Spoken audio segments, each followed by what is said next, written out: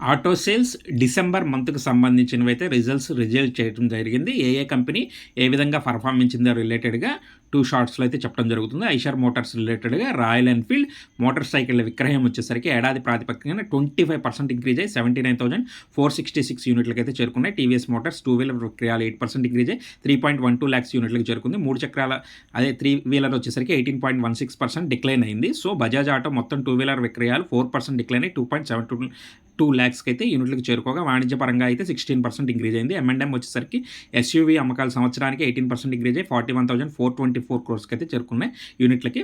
So tractor విక్రయాలు 20% increase అయినాయి. అలాగే త్రీ వీలర్స్ వచ్చేసరికి 8% ఇంక్రీజ్ అయింది. మారుతి సుజుకి మొత్తం సేల్స్ వచ్చేసరికి ఏడాది ప్రాతిపదికన 29.59% ఇంక్రీజ్ అయింది. నెలవారీ ఎగుమతులు 39.19% పెరిగి ఆల్ టైమ్ గరిష్ట స్థాయికి 37,419 యూనిట్స్కి అయితే చేరుకున్నట్లుగా అప్డేట్ ఇచ్చారు. ఇలాంటి వివరాల కోసం ఛానల్ని సబ్స్క్రైబ్ చేయండి.